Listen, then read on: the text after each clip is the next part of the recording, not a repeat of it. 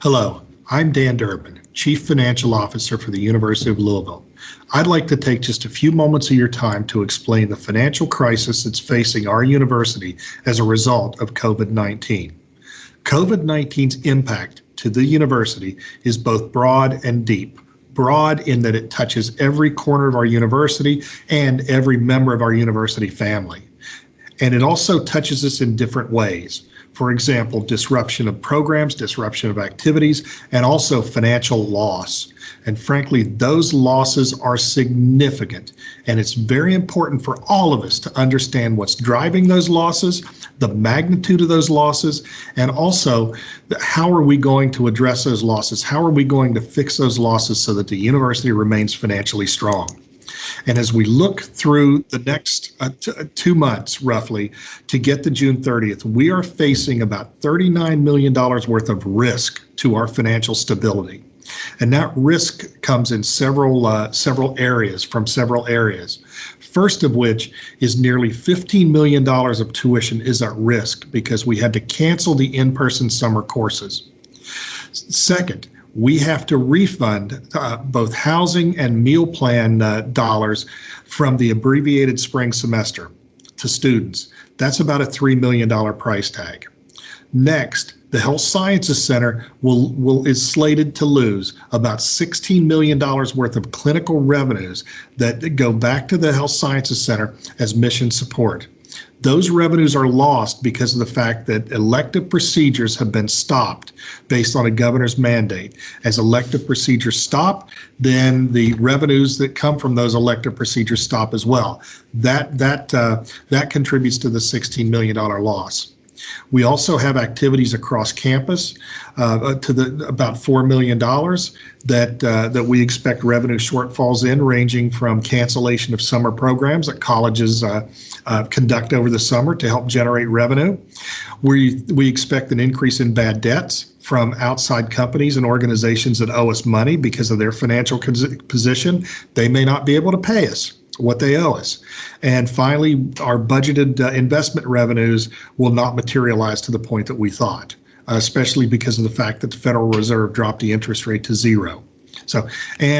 Last but certainly not least, we will incur about $1 million worth of unbudgeted costs, unexpected costs, because of COVID-19 testing and also some additional cleaning and disinfecting costs to keep the campus safe and healthy. So again, a $39 million risk through the end of June 30th, a lot of money over a very short time frame. And frankly, it's a risk that we could not accept happening. It would decimate the university's financial position.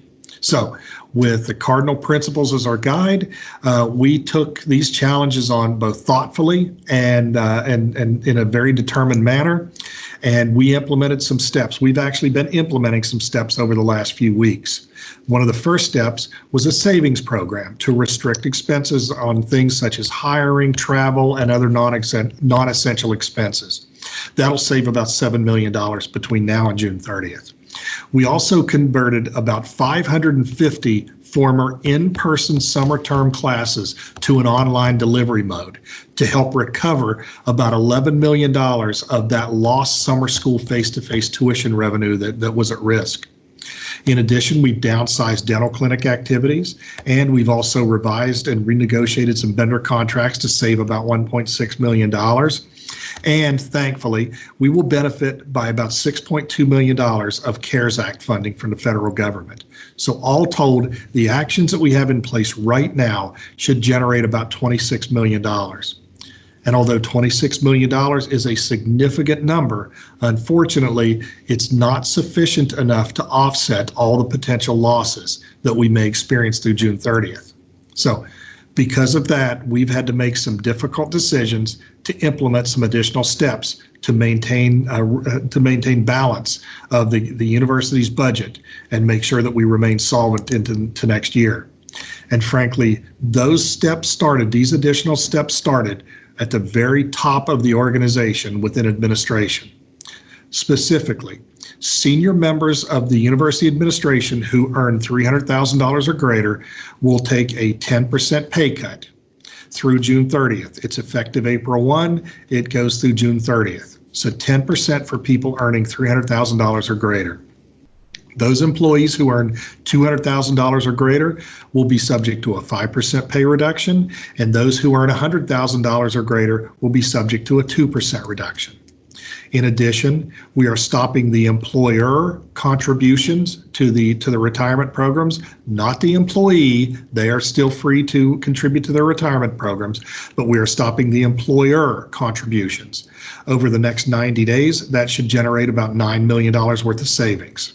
Now, last, but unfortunately not least, in order to generate the last $3 million worth of savings that we need, we have to implement a combination of a focused furlough program or a smaller pay reduction program for those employees who earn less than $100,000.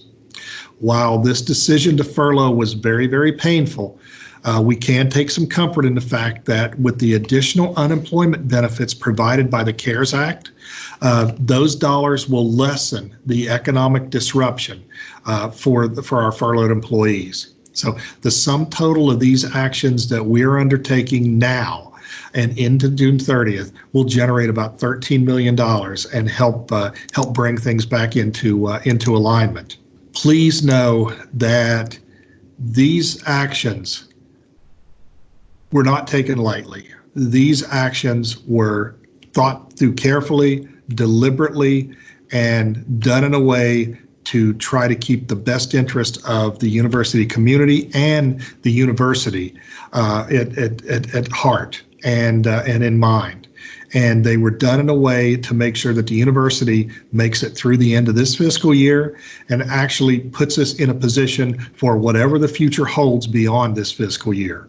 So I hope that the summary that you have heard helps you better understand the incredibly difficult situation that we as a university are in and that we face, and also the care that we tried to exercise as we made these decisions.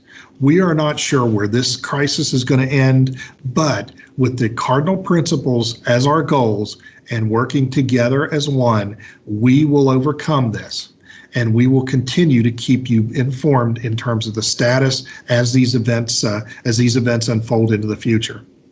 And I would like to personally thank you for being a member of the Cardinal family, being a member of the Cardinal community during a very difficult time in the world's history. This is not unique to us. This is a global event. And thank you for being part of the Cardinal family. And I would ask that you take care of yourself and take care of others. And thank you again for all that you do for the University of Louisville.